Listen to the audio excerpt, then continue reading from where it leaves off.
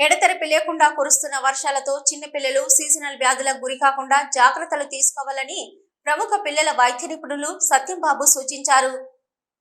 ఈ సందర్భంగా పిల్లల వైద్య నిపుణులు సత్యంబాబు సోమవారం జీటీపీఎల్ సిటీ న్యూస్ తో మాట్లాడుతూ వర్షాకాలం నేపథ్యంలో చిన్నపిల్లలు ఎక్కువగా అనారోగ్యాలకు గురయ్యే అవకాశాలు ఉన్నాయని తెలిపారు.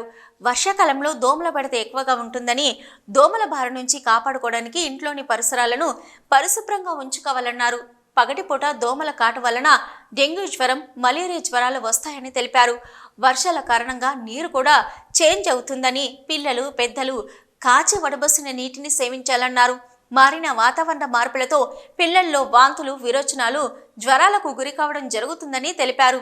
చిన్నపిల్లలు వాంతులు, విరోచనాలకు, జ్వరాలకు గురైనప్పుడు ఆలస్యం చేయకుండా వెంటనే డాక్టర్ను సంప్రదించాలని కోరారు.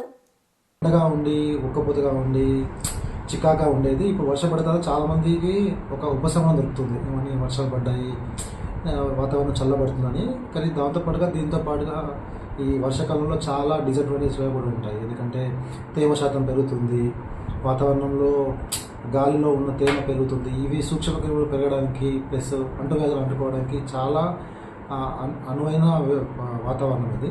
సో ఈ కాలంలో వర్షాలు పడడం వల్ల చిన్న చిన్న గుంటలలో, చిన్న చిన్న కాలంలో మన ఇంట్లో ఉండే చిన్న చిన్న వస్తువులు కూడా వాటర్ చేయడం వల్ల దోమలు పెరుగుదల అనేది ఎక్కువగా వ్యాప్తి చెందుతుంది ఈ టైంలో. సో వర్షాకాలము వల్ల వచ్చే ఉపశమనాలు చాలా ఉంటాయి, దాంతో వచ్చే అంటువ్యాధులు కూడా చాలాగా ఉంటాయి. సో ఎస్పెషల్గా చిన్నపిల్లలు ఈ సీజన్లో చాలా ఎక్కువగా ఇబ్బంది పడుతుంటారు. జనరల్గా చెప్పాలంటే దోమల పెరుగుదల వచ్చే ఇన్ఫెక్షన్స్ మెయిన్గా మన ఏరియాలో అయితే డెంగ్యూ జ్వరాలు ఎక్కువగా ఉంటున్నాయి, చికెన్ గున్యా జ్వరాలు ఎక్కువ ఉంటున్నాయి, మలేరియా జ్వరాలు కూడా ఎక్కువగా ఉంటున్నాయి. సో డెంగ్యూ అనేది మార్నింగ్ టైంలో బైట్ చేసే ఏడిస్ ఈజిప్టి అనే మస్కిటో ద్వారా వ్యాప్తి. దాంతోపాటుగా చికెన్ గున్యా అండ్ డెంగ్యూ, మలేరియా ఈ జ్వరాలు ఎక్కువగా ఉంటాయి. దీంతోపాటుగా కలుషితమైన వాటరు ఈ టైంలో ఎక్కువగా ఇబ్బంది పడుతుంటారు చాలామంది. ప్రాపర్గా హ్యాండ్ వాష్ చేసుకోకపోవడం వల్ల పిల్లలకి ఈ టైంలో స్టమక్ ఫ్లూ అనే ఒక ఇబ్బంది. అంటే stomach flu nothing but viral gastroenteritis అండి. దాని ద్వారా వాంతులు, విరోచనాలు, కడుపు నొప్పి, ఆకలి అవ్వకపోవడము, జ్వరము ఇలా ఇబ్బంది పడుతూ ఉంటారు. ఇది కామన్గా పిల్లల్లో జరుగుతుంది. ఎందుకంటే వాళ్ళు వర్షాకాలంలో ఎక్కడ ఆడుతూ ఉంటారు, అన్ని నోట్లో పెట్టుకుంటూ ఉంటారు కాబట్టి.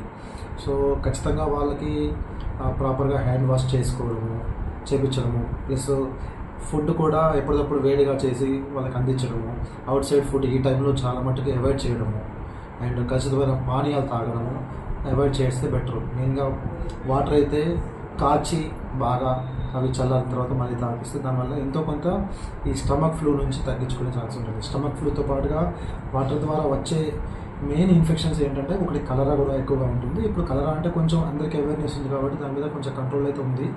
బట్ దాంతోపాటు ఇప్పుడు కామెర్లు కానీ టైఫాయిడ్ కానీ ఇవి రెండు కూడా నోటి ద్వారా ఎంటర్ అయ్యే ఇన్ఫెక్షన్స్. ఇవి రెండు కూడా ఖచ్చితమైన ఆహారము, వాటర్, ఖచ్చితమైన నీరు తీసుకోవడం వల్ల వచ్చే ఇబ్బంది. కాబట్టి వీటి విషయం కూడా సేమ్ ఇలానే ప్రాపర్గా హ్యాండ్ వాష్ చేసుకోవడం, బయట ఫుడ్ తినకపోవడం, outside food, junk food avoid చేయడం, వాటర్ విషయంలో కేర్ తీసుకోవడం, ఇవి చేస్తే వీటికి చాలా మట్టుకు మనం దూరంగా ఉంచవచ్చు.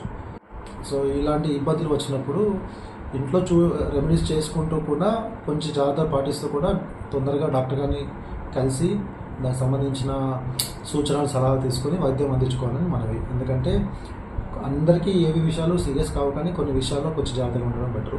మన పరిసరాలు దీంతో పాటుగా వీటిని వ్యాప్తి చెందకుండా ఉండేందుకు మన పరిసరాలను కూడా పరిశుభ్రంగా ఉంచుకుంటూ, నీటిలో నిల్వ లేకుండా చూసుకుంటూ, వాతావరణం విషయంలో, వాటర్ విషయంలో కొంచెం మనం జాగ్రత్తగా తీసుకుంటూ ఉంటే వీటిని అన్నిటి నుంచి మనం దూరం చేసుకోవచ్చు.